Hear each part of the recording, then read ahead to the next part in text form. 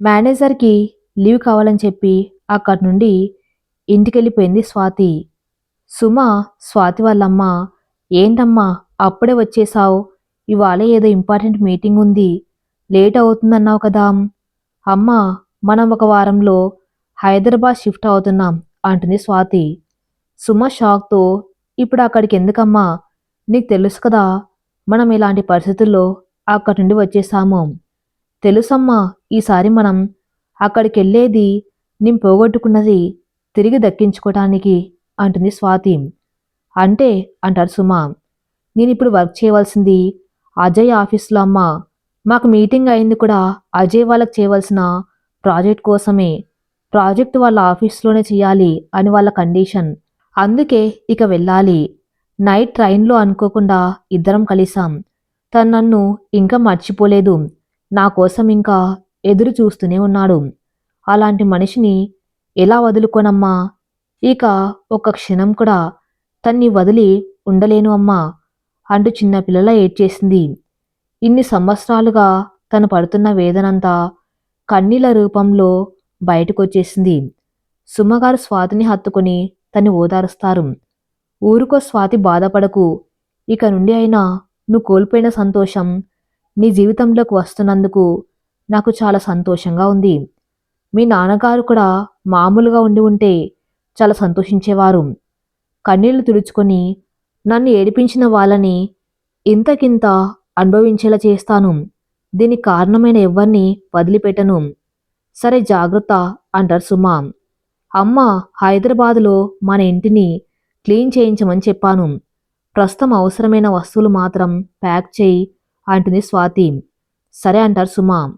"ఏంటి స్వాతి, ఇప్పుడు ప్యాకింగ్ అంటున్నావు" అంటాడు శరత్.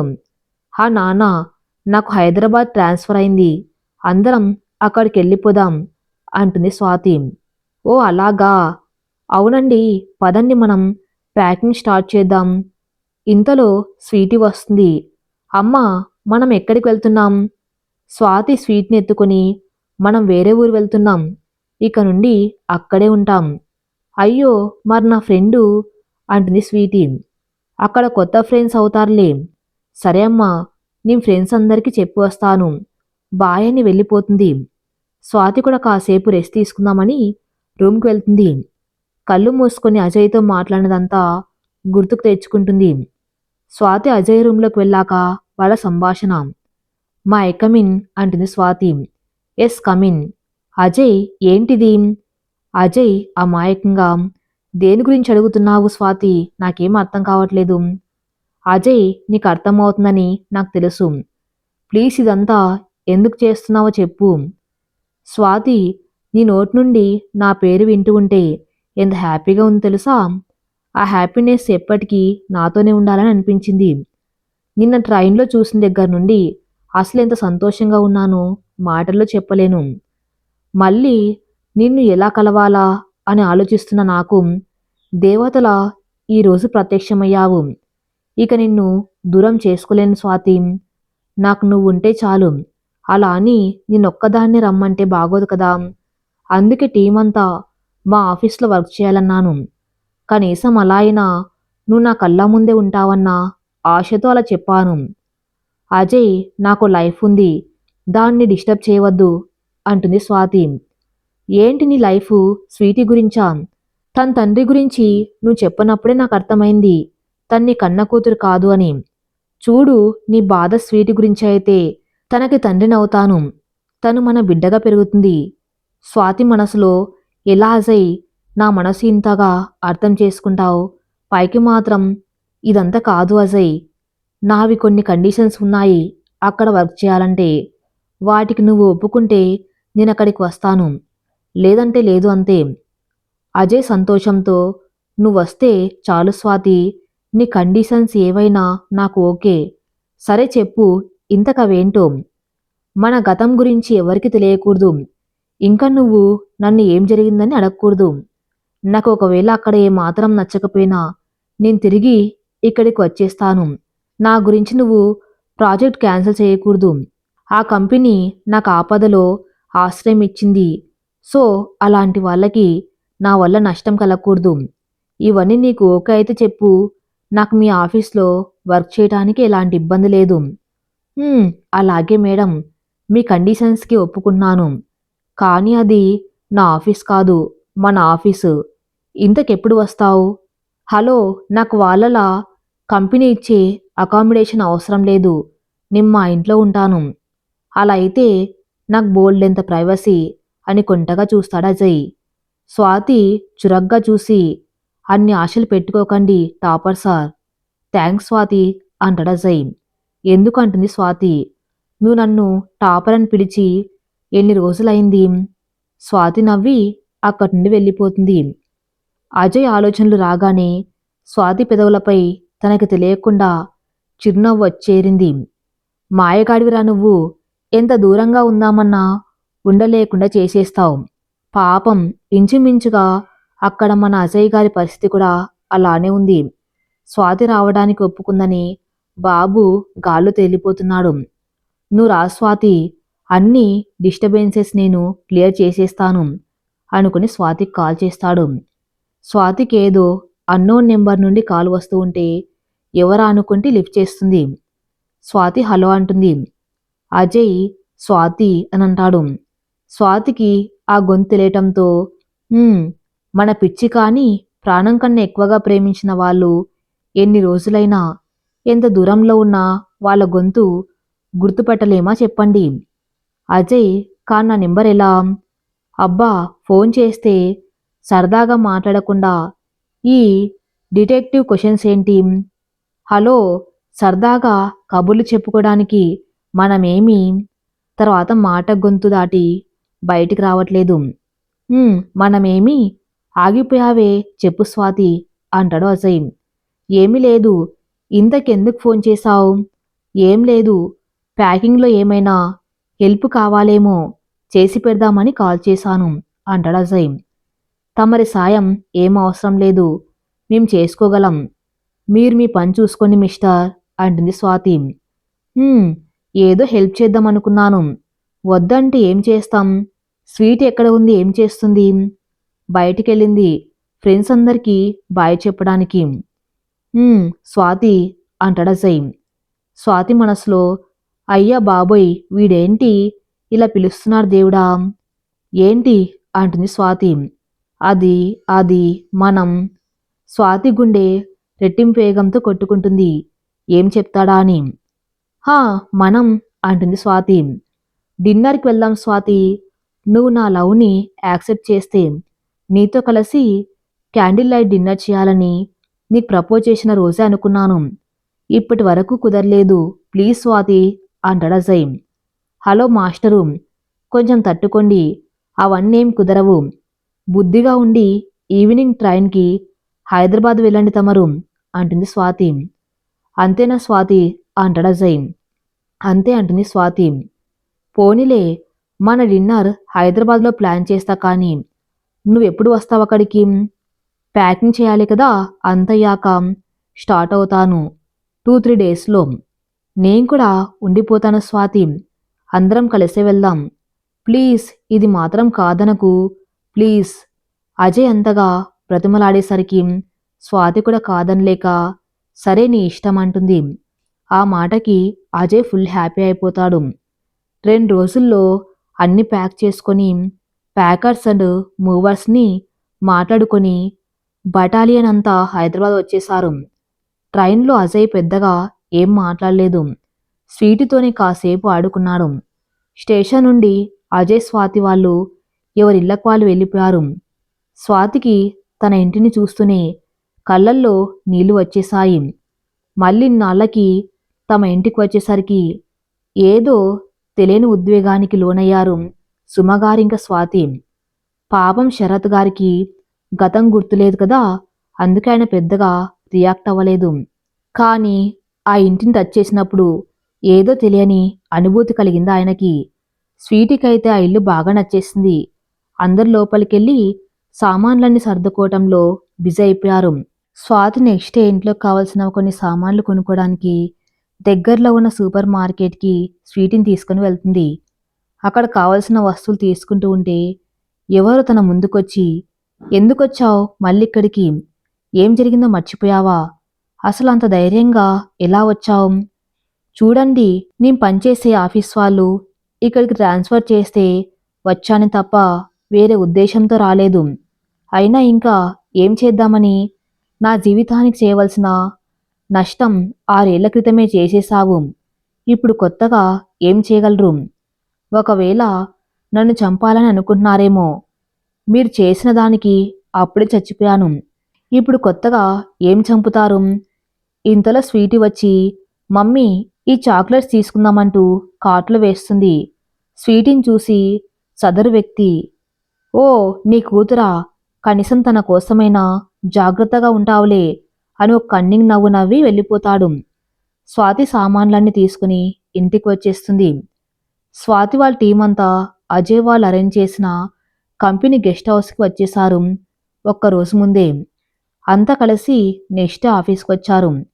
అలాగే మన స్వాతి కూడా చక్కగా లైట్ బ్లూ జార్జెట్ చీర కట్టుకుని మ్యాచింగ్ ఇయర్ రింగ్స్ పెట్టుకుని మెల్లో చిన్న చైన్తో సింపుల్గా రెడీ బయలుదేరుతూ ఉంటే వాళ్ళ అమ్మగారు మనస్ఫూర్తిగా దీవించి పంపిస్తారు.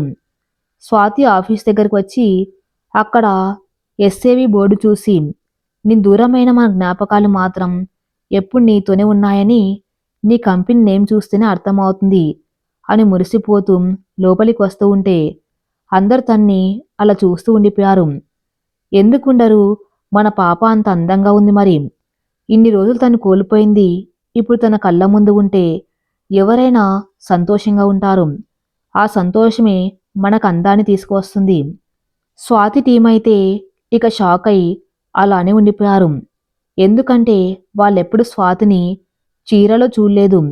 పైగా చాలా సింపుల్గా వచ్చింది ఆఫీస్కి. వాళ్ళలో తన క్లోజ్ అయిన విద్య దగ్గరికి వచ్చి, స్వాతి నిజంగా నువ్వేనా? నా కళ్ళని అసలు నమ్మలేకపోతున్నాను.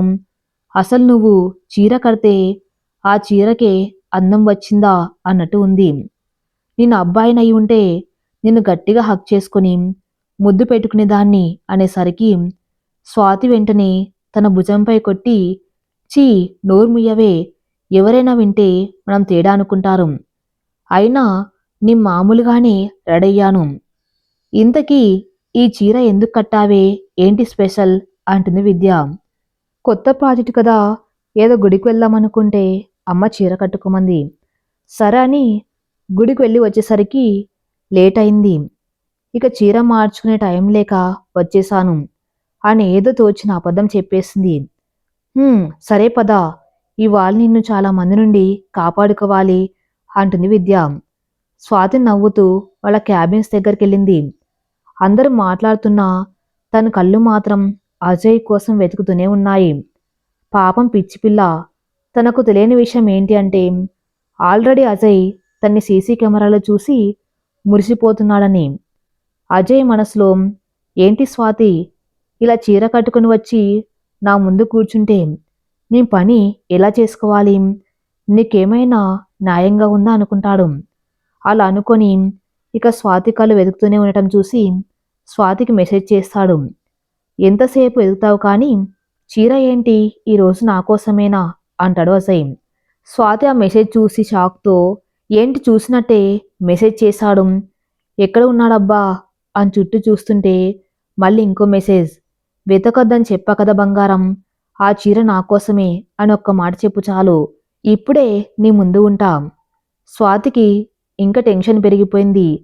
ఏంటి నన్ను చూస్తూ మెసేజ్ చేస్తున్నట్టున్నాడు, మరి నాకెందుకు కనిపించడం లేదు అని చుట్టూ చూస్తూ తన కళ్ళు ఒక డోర్ దగ్గర ఆగిపోయాయి. అక్కడే అజయ్ వర్మ అన్న పేరు చూసి తన పెదవులపైకి చిన్న చిరునవ్వు వచ్చేరింది. ఇక అర్థమైపోయింది అజయ్ లోపలే ఉన్నాడన్న విషయం. అప్పుడే విద్యను అడిగింది, అజయ్ సార్ ఆఫీస్కి వచ్చారా? హా వచ్చారు, మర్చిపోయాను. నువ్వు రాగానే ఆయన క్యాబిన్కి రమ్మని చెప్పారు. ప్రాజెక్టు వర్క్ గురించి డిస్కస్ చేయాలని. నిన్ను ఇలా చూసిన ఆనందంలో ఆ విషయం మర్చిపోయాను. ఒకసారి వెళ్ళు అంటుంది విద్య. హా అలాగే అంటూ ఒక అడుగు వేసుకుంటూ నెమ్మదిగా క్యాబిన్ దగ్గరికి వెళ్ళి డోర్ చిన్నగా ఓపెన్ చేసి, మై కమిన్ సార్, నీకు నా లైఫ్లోకి పర్మిషన్ ఉంది, రూమ్లోకి రావడానికి ఎందుకు పర్మిషన్ అడుగుతున్నావు అని అంటాడు. ఆ మాటకి ఒకవైపు సంతోషంగా ఉన్నాం. అదంతా దాచిపెట్టి సా రమ్మన్నారటాం. ఓయ్ ఓవర్ యాక్షన్ చేశావంటే చంపుతా. ఇక్కడెవరు లేరు. అజయ్ అని పిలువు. ఆ మాటకు కొంచెం భయపడి సరే అంటుంది స్వాతి. స్వాతి, ఈ చీరలో మరీ ముద్దు వచ్చేస్తున్నావు. నిన్ను ఎదురుగా ఇలా చూస్తూ కంట్రోల్లో ఉండాలంటే కష్టంగా ఉంది. ఇంతకిదంతా నాకోసమే కదా. హలో మాస్టరు, కొంచెం తగ్గండి. ఎక్కువ ఊహించుకోవద్దు. నేనిక్కడికి ప్రాజెక్టు పని మీద వచ్చాను. అదయ్యాక వెళ్ళిపోతాను.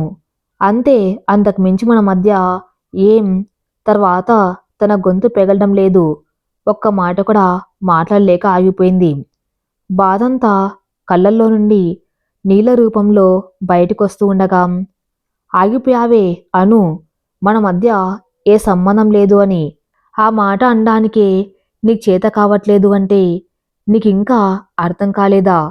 నీ మనసులో నేనే ఉన్నాను అని చెప్పటానికి అంటాడు అజయ్. స్వాతి కళ్ళు తుడుచుకొని, అజయ్, నీ వచ్చే ముందు చెప్పాను నన్ను ఇబ్బంది పెడితే వెళ్ళిపోతాను అని. సో గుర్తు ఉంది అని అనుకున్నాను. అజయ్, గుర్తు ఉంది కానీ నువ్వే మన మధ్య ప్రేమను గుర్తించట్లేదు. అజయ్ ప్లీజ్ అంటుంది స్వాతి. సరే అది వదిలేయ్. ఎందుకు నువ్వు ఆఫీస్కి వచ్చినప్పటి నుండి నా కోసం చూస్తున్నావు? నేను నిన్ను చూడాలనేగా ఇలా రెడయ్యావు. నీ నోరు అబద్ధం చెప్పినా నీ కళ్ళు నాకు నిజమే చెప్తాయి. ఒక్కసారి నా కళ్ళలోకి చూడు స్వాతి. ఒక్కసారి చూసి నువ్వు నా కోసం వెతకలేదని చెప్పు. నిన్నింకా ఇబ్బంది పెట్టను అంటాడు అజయ్. స్వాతి సైలెంట్గా తలదించుకుని ఉంది. ఆ మౌనమే నీకు నాకిద్దరికీ నిజమేంటో చెప్తుంది. ఇక నువ్వేం చెప్పాల్సిన పని లేదు. వెళ్ళు అంటాడు అజయ్. స్వాతి అలానే సైలెంట్గా వెళ్ళిపోతూ ఉంటే అజయ్ వెనక నుండి అలానే చూస్తూ ఉండిపోతాడు. అజయ్ మనసులో, ఏంటి స్వాతి నీ ప్రాబ్లం? ఎందుకు నాకు దూరంగా వెళ్ళిపోయావు? పోనీలే, ఎలాగో అదృష్టం బాగుండి నా నిరీక్షణ ఫలించి నాకు కనిపించావనుకుంటే ఇప్పుడు కూడా దూరంగానే ఉంటున్నావు. నీకింత దగ్గరగా ఉన్నా మన మధ్య అందుకోలేనంత అగాధం ఉన్నట్టు అనిపిస్తుంది. ఎందుకు నీ బాధ పంచుకోలేకపోతున్నావు? అంత కానివాణ్ణి అయిపోయానా? ప్రతి చిన్న విషయం నాతో చెప్పుకునే నువ్వు నీ బాధకు కారణం మాత్రం నాతో ఎందుకు చెప్పలేకపోతున్నావు? స్వాతి మనసులో, చెప్పలేను అజయ్. కారణం నీకు తెలిసిన మరుక్షణం ఆవేశంలో నువ్వెలాంటి తప్పు చేస్తావో అన్న భయంతోనే నా బాధని నీకు చెప్పలేకపోతున్నాను. సారీరా. ఆ తర్వాత ఇద్దరు ఎవరి పనుల్లో వాళ్ళు బిజీ అయిపోయారు. రోజులు గడుస్తున్నాయి. అజయ్ స్వాతి మాత్రం ప్రాజెక్ట్ గురించే తప్ప వేరే విషయాలేమీ మాట్లాడుకోవట్లేదు. అలా వాళ్ళ ప్రాజెక్టు సక్సెస్ అయిన రోజు అంత హ్యాపీగా ఉండగా అజయ్ స్వాతి మాత్రం డల్ అయ్యారు. ఇంకో 2 డేస్లో వాళ్ళు మళ్ళీ ఆఫీస్కి రిటర్న్ అయిపోవాలని ఆఫీస్ స్టాఫ్ అంతా హ్యాపీగా ఉండగా అజయ్ వాళ్ళ నాన్న వినయ్ వర్మ గారు ఆఫీస్కి వచ్చారు. వచ్చి అజయ్ దగ్గరికి వెళ్ళి విష్ చేద్దామని లోపు అక్కడ చూసిన దానికి ఆయన షాక్లో అజయ్ అని గట్టిగా పిలిచారు. కాదు కాదు అరిచారు.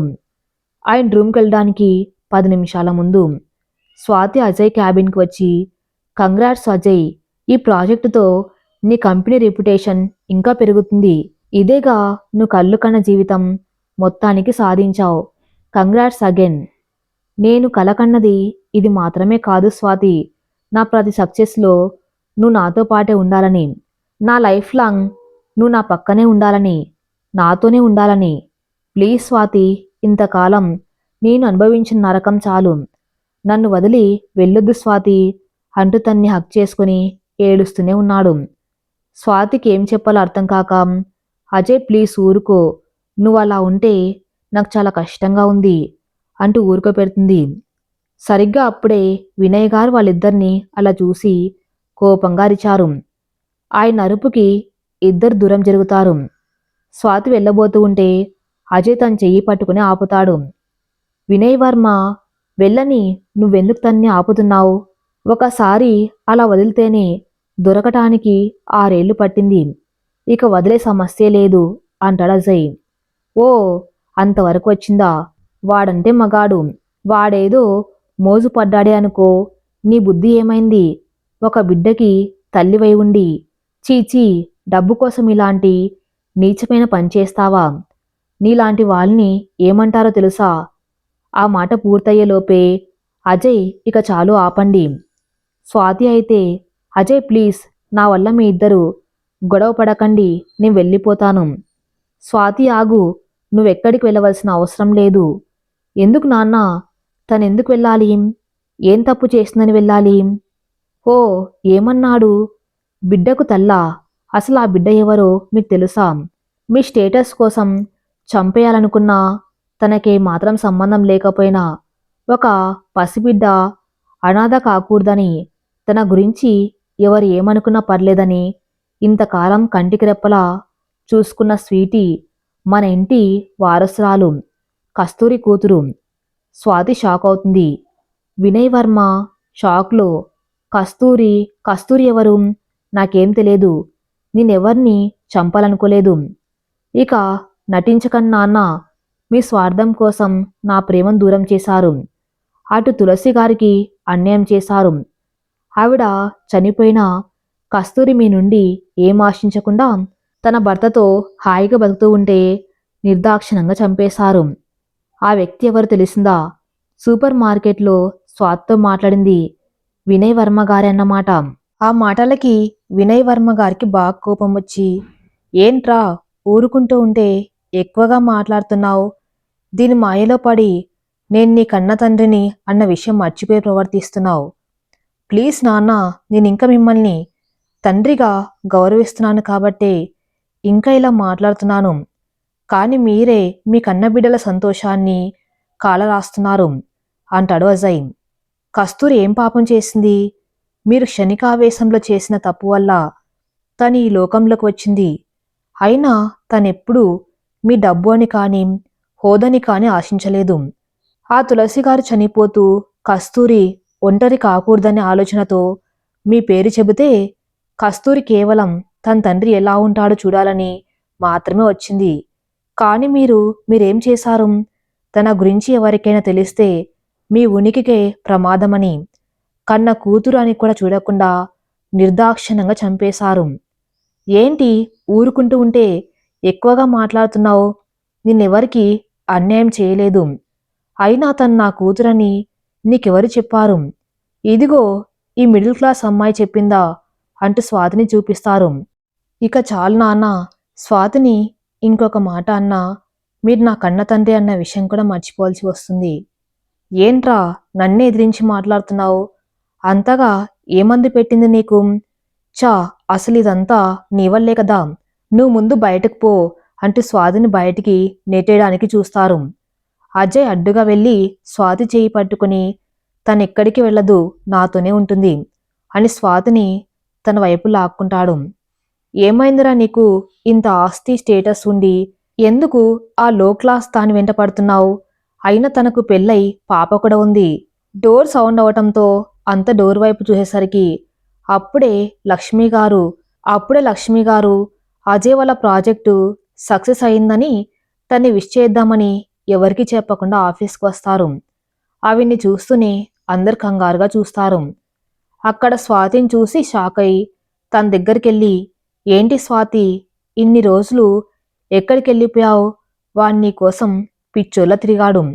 ఇంకెప్పుడు వాణ్ణి వదిలి వెళ్ళకమ్మా అని స్వాతికి చెప్పి వినయ్ గారి దగ్గరికెళ్ళి, మీరు కూడా వాణ్ణి విష్ చేద్దామని వచ్చారు కదా, మీకెంతైనా వాడంటే చాలా ప్రేమ కదా అంటూ అజయ్ దగ్గరికెళ్ళి, కంగ్రాట్స్ కన్నా, నువ్వు అనుకున్న సాధించావు, నీ ప్రేమను కూడా పొందగలిగావు, నాకు చాలా సంతోషంగా ఉందిరా అని అజయ్ నుదుటి మీద ముద్దు పెట్టుకుంటాడు.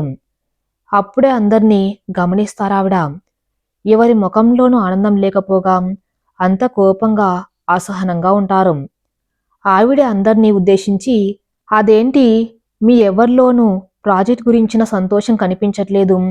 ఏమైంది అందరికీ? ఎందుకలా ఉన్నారు? ఏం లేదు, చిన్న ఆఫీస్ గొడవ.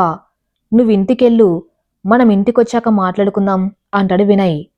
సరే అని వెనుతిరిగేసరికి అజయ్ పిలుస్తాడు. అమ్మా, నువ్వెళ్లకు, ఇక్కడే ఉండు, నీకు కొన్ని నిజాలు తెలియాలి అంటాడు అజయ్. లక్ష్మిగారు అనుమానంగా చూస్తారు. వినయ్ గారు కోపంగా, నా మాట అంటే గౌరవం లేదా అంటారు. ఉండేది నాన్న ఒకప్పుడు. మీ గురించి నిజం తెలియకముందు. ఇప్పుడు లేదు. ఇంతమందికి అన్యాయం చేసిన మిమ్మల్ని తండ్రిగా కూడా ఒప్పుకోలేకపోతున్నాను. ఆ మాట పూర్తయ్యేలోపే అజయ్ చెంప చెల్లుమనిపిస్తారు లక్ష్మిగారు. నోర్ముయ్, నోటికెంత వస్తే అంత మాట్లాడతావా? ఆయన నా భర్త, నీకు జన్మనిచ్చిన తండ్రి. అసలు ఇదేనా నా పెంపకం? చా, నిన్ను చూస్తుంటే ఇలాంటి వాణ్ణా నీ కన్నదని నా మీద నాకే అసహ్యం వేస్తుంది. అజయ్ ఆవిడ కాళ్ళ మీద పడి, అమ్మా నన్ను క్షమించు. నీ మాట అంటేనే నీకంత కోపం వచ్చింది. కానీ ఆయన కారణంగా ఒక ఆవిడ జీవితాన్నే కోల్పోయింది. మరో ఇద్దరు తమ ప్రాణాలు పోగొట్టుకున్నారు. ఒక పసిపాప అనాథైపోయింది. ఒకరు గతాన్ని మర్చిపోయి తన వాళ్ళ మధ్య పరాయి వ్యక్తిలా బతుకుతూ ఉన్నారు. నా ప్రేమ ఇంతకాలం నాకు దూరం అవ్వటానికి కారణం కూడా ఆయనే అమ్మా. లక్ష్మి గారు ఒక్కసారిగా, నో, నేను నమ్మను. నా భర్త ఎవరికి అన్యాయం చెయ్యరు. నువ్వు చెప్పేది నేను నమ్మను. నాకు తెలుసమ్మా, నువ్వే కాదు, ఇవన్నీ తెలిసినప్పుడు నేను కూడా నమ్మలేదు. కానీ నిజం మాత్రం అదే అని ఎవరికో ఫోన్ చేసి రమ్మని చెప్తాడు. అమ్మ ఆయన చదువుకునే రోజుల్లోనే ఒక అమ్మాయిని ప్రేమించి పెళ్లి చేసుకుంటాను అని మాట ఇచ్చి మోసం చేశారు. ఆ మోసానికి ఫలితం ఆవిడ కడుపులో పెరుగుతుంది అని తెలిసినా ఆయనకి జాలి కలగలేదు. ఆవిడ ఒక అనాథ అవ్వటంతో ఎవరి నాన్న మీద కంప్లైంట్ చేయలేదు. ఆవిడ ఉండే ఆశ్రమం వాళ్ళు చేస్తామన్నా ఆవిడ ఒప్పుకోలేదు. నాకెలాగూ న్యాయం జరగదు, ఆయన జీవితాన్ని కూడా రోడ్డు మీదకి లాగలేను. నా బిడ్డ కోసమైనా నేను బతుకుతాను, తనకొక మంచి జీవితాన్ని ఇస్తాను అని కష్టపడి బిడ్డని కని తన్ని పెంచుకుంటూ జీవితాంతం ఆ ఆశ్రమంలోనే గడిపేశారు. ఆ అమ్మాయి పెద్దయ్యాక తనకు కూడా ఒక మంచి అబ్బాయితో పెళ్లి చేసి వాళ్ళని చూసుకుంటూ బతుకుతూ ఉండేవారు. వారి ప్రేమకు గుర్తుగా ఒక పాప పుట్టింది. అదే టైంలో తులసి గారికి ఆరోగ్యం క్షీణించింది. ఆవిడ చనిపోతూ కస్తూరికి తన తండ్రి గురించి చెప్పారు. ఎవరు లేరనుకున్న లోకంలో తనకో తండ్రి ఉన్నారని తెలిసి ఎంతో సంతోషపడి నాన్నను చూడాలని తన భర్తతో కలిసి వచ్చింది. ఆయన మాత్రం బిడ్డ అన్న కనికరం కూడా లేకుండా తనెవరో అందరికీ తెలిస్తే పరువు పోతుందని వాళ్ళని చంపేయమని యాక్సిడెంట్ చేయించారు. ఆ యాక్సిడెంట్లో కొన్న ఊపిరితో ఉన్న కస్తూరిని అతని భర్తని స్వాతి హాస్పిటల్లో జాయిన్ చేసింది. అప్పుడే తనకు నాన్న గురించి అసలు నిజం తెలిసింది. కస్తూరి పాపని స్వాతి చేతిలో పెట్టి ప్రాణాలు వదిలింది. అప్పటికే నాన్న స్వాతిని కలిసి నాకు దూరంగా ఉన్నామని వార్నింగ్ ఇచ్చారు. అయినా స్వాతి భయపడలేదు. కాని వాళ్ళ నాన్నకి యాక్సిడెంట్ చేయించి బెదిరించాలని చూశారు. అదృష్టవశాత్తు ఆయన ప్రాణానికేం ప్రమాదం లేకపోయినా గతాన్ని మర్చిపోయారు. దానితో ఆయన జాబ్ పోయింది.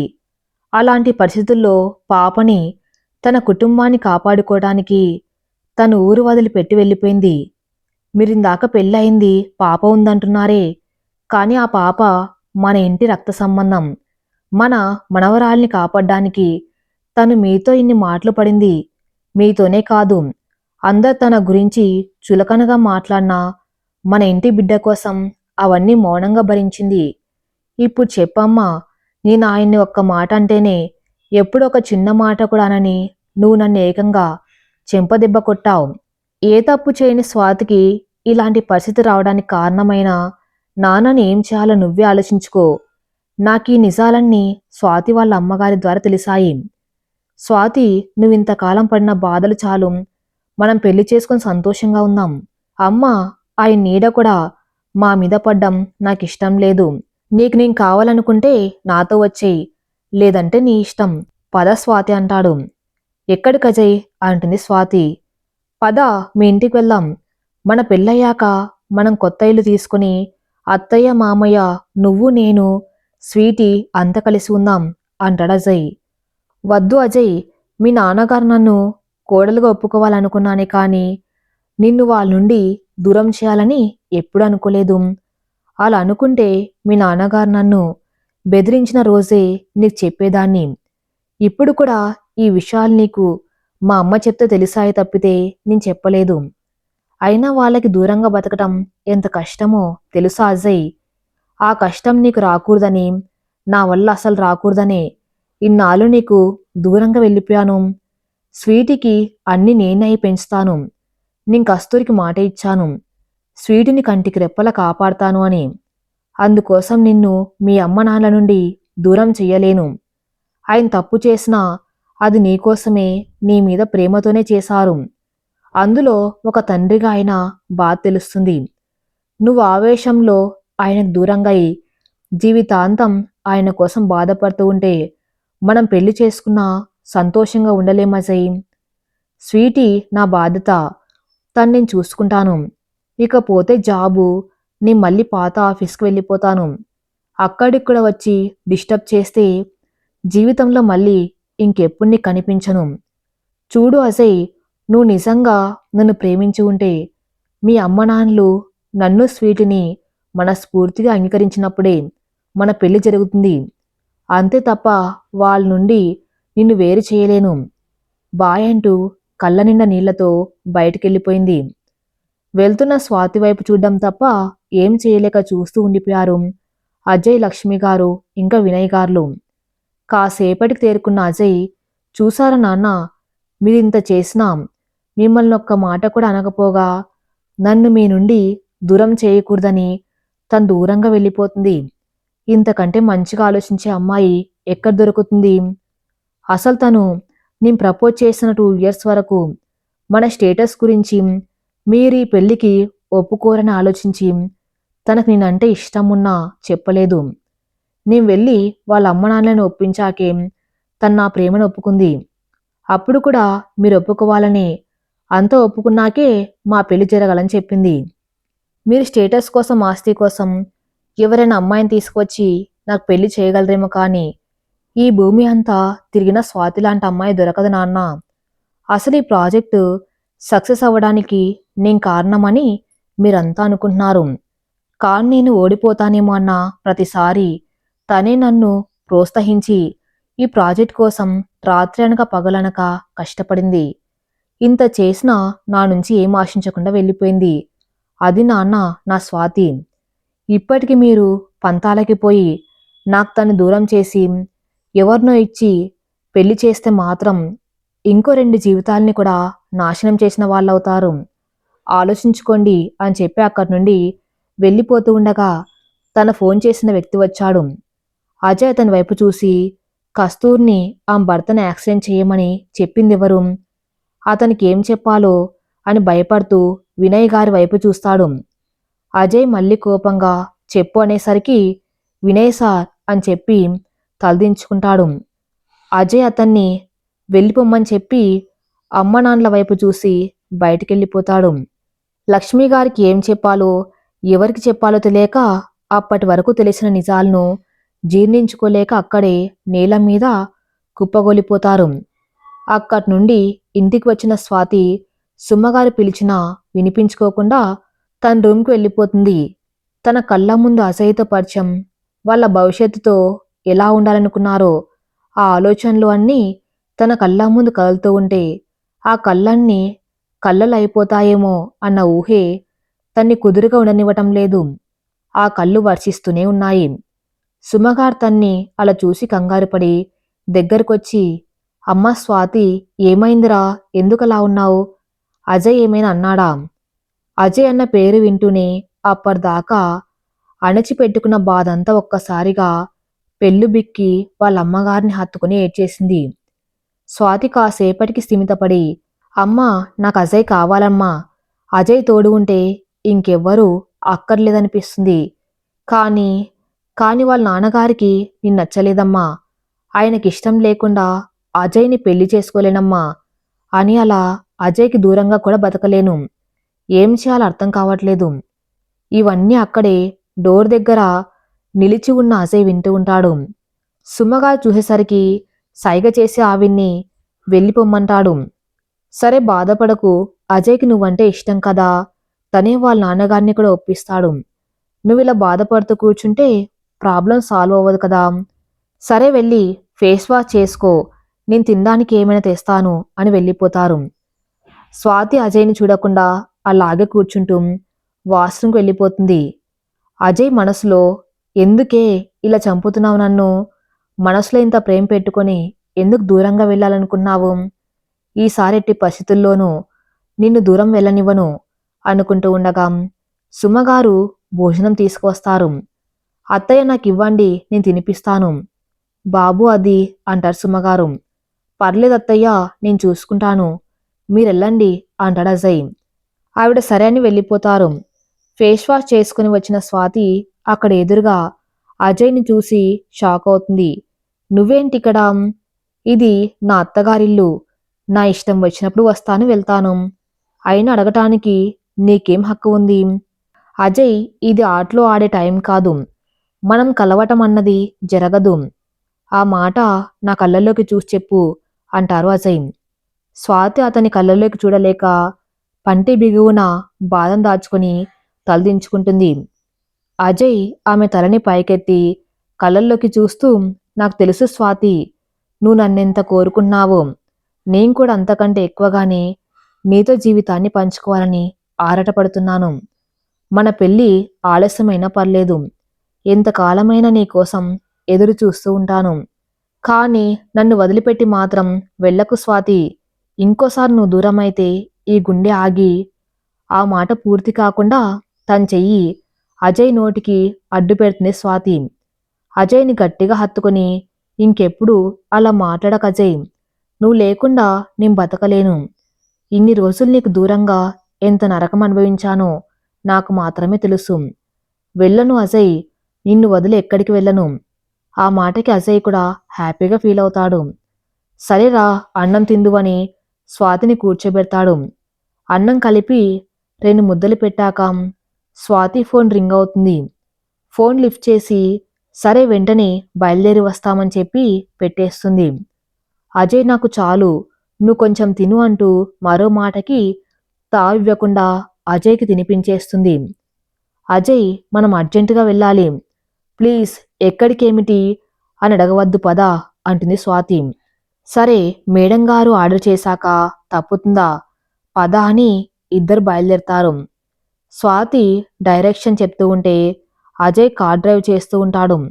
1 గంట ప్రయాణం తర్వాత ఒక చోట కార్ ఆపమని చెప్తుంది. ఇదేంటి హాస్పిటల్కి తీసుకుని వచ్చావు, ఏమైంది అంటాడు అజయ్. అజయ్ త్వరగా కార్ పార్క్ చేసి, ఎమర్జెన్సీ వార్డుకి వచ్చేయి, నేను వెళ్తాను అని చెప్పి వెళ్ళిపోయింది. అజయ్, ఏమైంది? దీనికి ఫోన్ వచ్చినప్పటి నుండి ఇలానే బిహేవ్ చేస్తుంది. అయినా ఇక్కడ హాస్పిటల్లో ఎవరున్నారు? సర్లే, వెళ్తే తెలుస్తుంది కదా అనుకుంటూ కారు పార్క్ చేసి లోపలికి వెళ్తాడు. అజయ్ లోపలికి వెళ్ళేసరికి స్వాతి ఎవరితోనో మాట్లాడుతూ కనిపించింది. స్వాతి అడ్డుగా ఉండటం వల్ల అవతల వ్యక్తి మొహం అజయ్కి కనిపించడం లేదు. అలా అని దగ్గరికి చూసేసరికి ఎదురుగా ఉన్న వ్యక్తిని చూసి షాక్ అయి, నాన్న, మీరేంటి ఇక్కడ ఉన్నారు, ఏమైంది అని అంటాడు.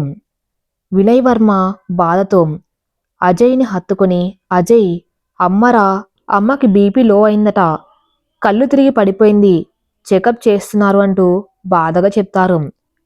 నాన్న ఊరుకోండి, అమ్మకేం కాదు, అసలేం జరిగింది అంటాడు అజయ్. నువ్వు కోపంగా అక్కడి నుండి వెళ్ళాక మీ అమ్మకి తెలిసిన నిజాలను తట్టుకోలేక అక్కడే కింద పడిపోయింది. నీకెన్నిసార్లు ఫోన్ చేసినా స్విచ్ ఆఫ్ వస్తూ ఉంటే స్వాతి నెంబర్ ఆఫీసులో తీసుకుని తనకు చేసి చెప్పాను అంటాడు వినయ్. అజయ్ మనసులో, అంటే ఆ ఫోన్ నాన్న చేశారా? అందుకే నాకు నిజం చెప్తే తినకుండా వచ్చేస్తానేమో అని స్వాతి నాకేం చెప్పకుండా అన్నం పెట్టి తీసుకువచ్చిందా అనుకుని, పైకి మాత్రం ఊరుకోని నాన్న, అమ్మకేం కాదు, ధైర్యంగా ఉండండి అంటూ ఓదారుస్తాడు.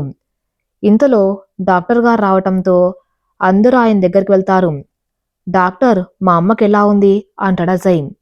బీపీ కొంచెం తక్కువగా ఉంది, కానీ ఆవిడ ఎవరి పేరునో అస్పష్టంగా కలవరిస్తున్నారు. ఆ పేరేంటనేది మాత్రం అయితే నాకు అర్థం కావట్లేదు. మీలో ఎవరైనా ఒక్కరే వెళ్ళి చూసి ఆ వ్యక్తి పేరేంటో కనుక్కొని వాళ్ళని ఆవిడ కళ్ళ ముందు ఉంచడం బెటర్. ఆవిడ ఉన్న పరిస్థితుల్లో మేము చేసే వైద్యం కంటే మీరు తనకి పంచే ప్రేమే ఆవిడని కాపాడగలదు అని చెప్పి వెళ్ళిపోయారు. డాక్టర్ వెళ్ళాక వినయ్ గారు లోపలికి వెళ్ళబోతూ ఉంటే నాన్న మీరు ఉండండి, నేను వెళ్తాను. అమ్మ మిమ్మల్ని చూస్తే మళ్ళీ ఎమోషనల్ అవుతుందేమో అంటాడు అజయ్. అజయ్ మాటలకి వినయ్ గారికి బాధగా ఉన్న భార్య క్షేమం కోసం వెనక్కి తగ్గారు. అజయ్ లోపలికి వెళ్ళి లక్ష్మి గారిని అలా బెడ్ మీద చూసి తట్టుకోలేకపోయాడు. ఇదంతా గమనిస్తున్న స్వాతి మాత్రం ఉలుకు పలుకు లేకుండా అలానే ఒక పక్కాగా గోడ దగ్గర నిలబడి అక్కడ జరిగేదంతా చూస్తూ ఉండిపోయింది. కాసేపటికి అజయ్ బయటకొచ్చాడు. వినయ్ గారు కంగారుగా అజయ్ దగ్గరికెళ్ళి, ఏరా అమ్మ ఎలా ఉంది? నీ వెళ్ళి చూసి వస్తాను. నాన్న అది మీకెలా చెప్పాలో అర్థం కావట్లేదు. ఏంట్రా ఏమైందో చెప్పు అంటారు వినయ్. అమ్మ మిమ్మల్ని స్వాతిని ఇద్దరినీ లోపలికి రమ్మంది. ఆ మాటకి వినయ్ గారు ఏం మాట్లాడకపోయినా తన పేరు వినపడ్డంతో స్వాతి నెమ్మదిగా వినయ్ గారి దగ్గరకు వచ్చి, సా నేనంటే మీకు ఇష్టం లేదని నాకు తెలుసు. కానీ ఆవిడకి ఇలాంటి పరిస్థితి రావటానికి ఒక రకంగా నేను కూడా కారణమే. ఒక్కసారి ఆవిడ్ని కలిసి క్షమించమని అడిగి వెళ్ళిపోతాను. ఇక మీదట మీకెవ్వరు కనిపించకుండా వెళ్ళిపోతాను. నాకు ఈ ఒక్క అవకాశం ఇవ్వండి. అజయ్ కోపంగా, స్వాతి అసలేం మాట్లాడుతున్నావో నీకు అర్థమవుతుందా? అజయ్, నువ్వు మీ పేరెంట్స్కి దూరంగా ఉండటం కంటే నేను నీకు దూరంగా ఉండటమే మంచిది. ప్లీజ్ ఈ విషయంలో నా నిర్ణయం మారదు. వినయ్ గారి వైపు మాత్రం తన్ని లోపలికి పంపించమన్నట్టు చూస్తుంది.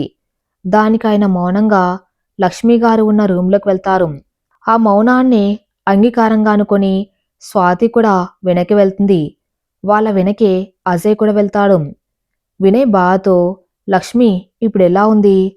పర్లేదండి, కొంచెం బానే ఉంది అని స్వాతి వైపు చూసి తను దూరంగా ఉండటంతో దగ్గరికి రమ్మని సైగ చేస్తారు.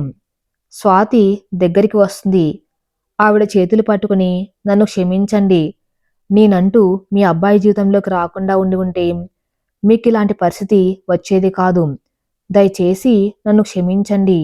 ఇంకెప్పుడు మీ అబ్బాయిని కలవను. మీ జీవితాల్లోకి రాను.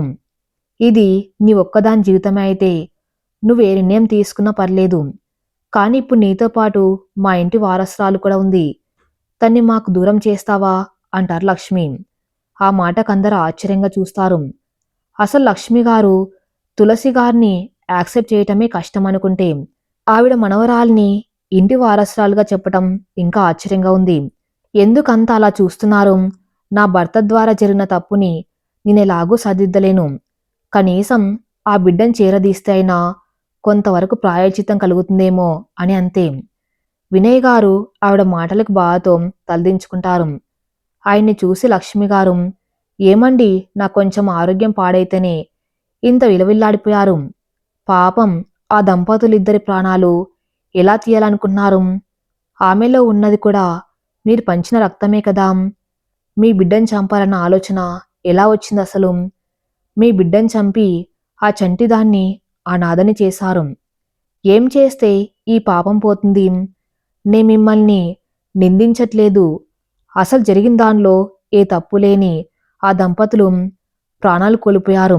ఆ పసిది అనాథైపోయింది. కాని వాళ్లతో ఏ సంబంధం లేకపోయినా స్వాతి ఆ పాపకి అన్నే పెంచుతుంది. పైగా మన నుండి మన బిడ్డ దూరం కాకూడదని తన ప్రేమను కూడా వదులుకోవడానికి సిద్ధపడింది. తను మన ఇంటి కోళ్ళు కాకుండానే మన పరువు గురించి, కుటుంబ ప్రతిష్ట గురించి ఇంత ఆలోచించింది. అదే తను మన కోళ్ళైతే కుటుంబ బాధలు ఎంత చక్కగా నిర్వర్తిస్తుందో కదా. ఇంతకంటే మంచి అమ్మాయి దొరుకుతుందా మన అబ్బాయికి? ఒక్కసారి ఆలోచించండి. ఆంటీ సారీ మేడం, చూడండి మీరెవ్వరు నా గురించి ఆలోచించవద్దు.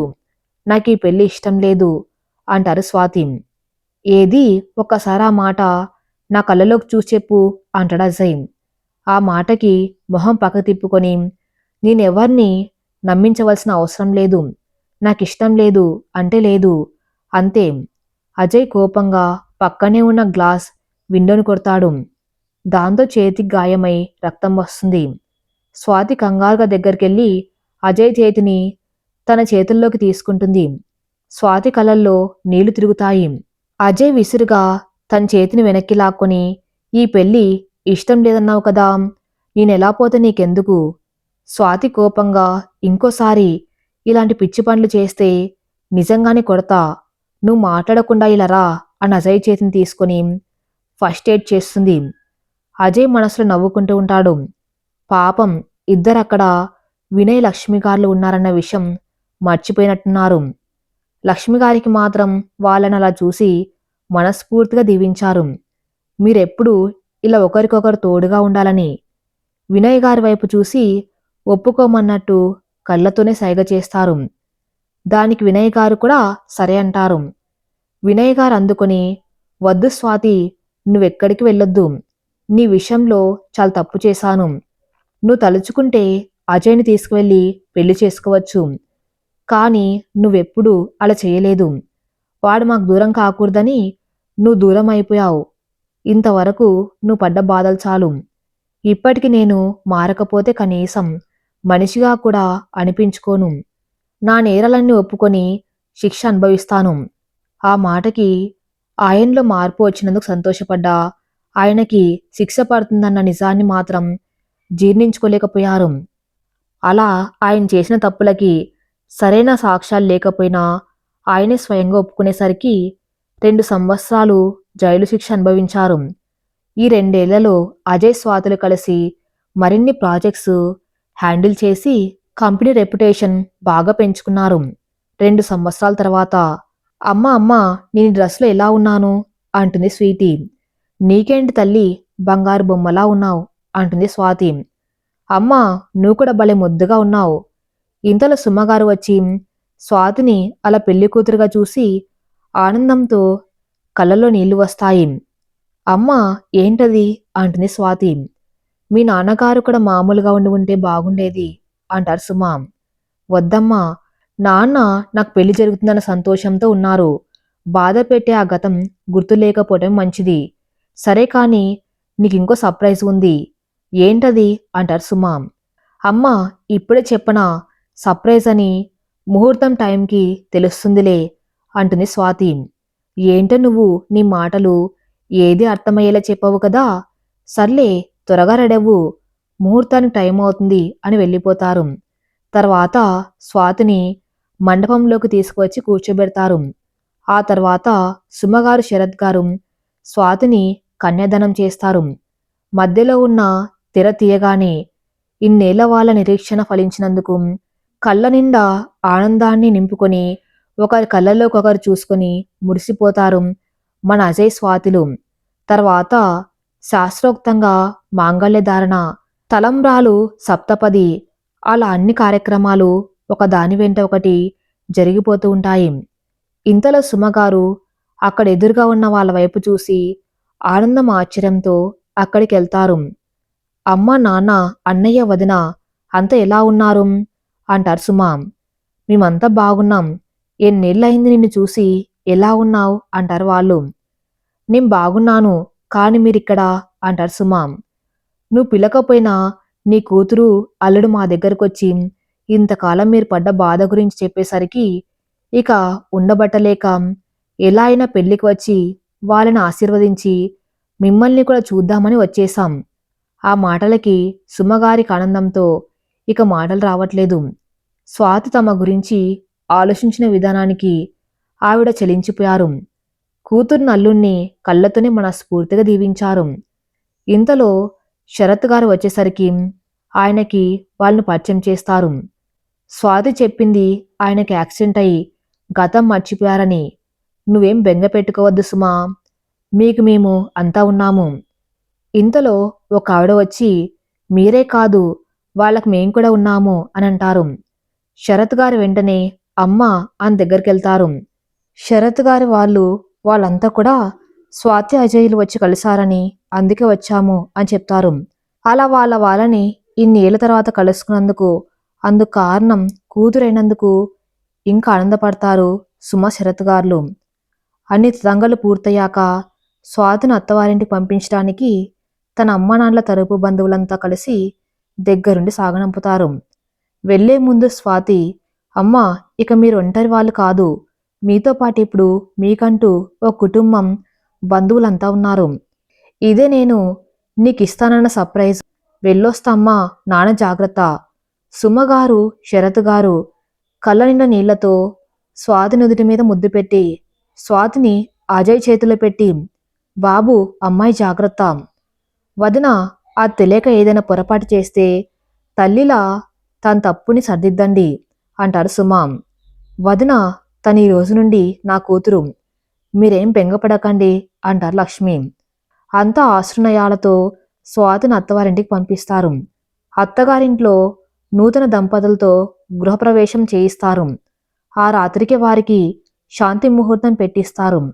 తెల్లని చీరలో తల్లిన్న మల్లెపూలతో మెడలో నగలు ఉన్నా ఆ పసుపు తాడు మెరిసిపోతూ తన మేనిఛాయని మరింత ఇన్మడింప చేసిందన్నట్టుగా అదిరే అదరాలతో చేతిలో పాల గ్లాస్తో గదిలో అడుగుపెట్టింది స్వాతి. కాదు కాదు, అమ్మలక్కలంతా కలిపి తోసేశారు. తన రాక కోసం 1000 కళ్ళతో ఎదురు చూస్తున్న అజయ్ స్వాతిని చూడగానే కళ్ళ నిండా ప్రేమతో రెప్ప వేయటం కూడా మర్చిపోయి చూస్తూ ఉండిపోయాడు. అలా కాసేపటికి తేరుకొని, Swathi, thank you so much, నువ్వు నా లైఫ్లోకి రావటం నిజంగానే నా అదృష్టం. స్వాతి ఆ మాటలకు నవ్వి పాలు అని గ్లాస్ చేతికి అందిస్తుంది. "ఉమ్, నువ్వే పట్టించు అంటాడు అజయ్. స్వాతి ఆ గ్లాస్ని నోటికి అందిస్తుంది. తర్వాత అజయ్ ఆ గ్లాస్ పట్టుకుని స్వాతికి పట్టిస్తాడు. అలా పాలతో పాటుగా మురి పాలను పంచుకొని వారి కొత్త జీవితానికి నాంది పలుకుతారు. ఈ కథ ఇంతటితో సమాప్తం. మరిన్ని మంచి స్టోరీస్ కోసం నా ఛానల్ని ఫాలో అవుతూ ఉండండి. Thank you for listening.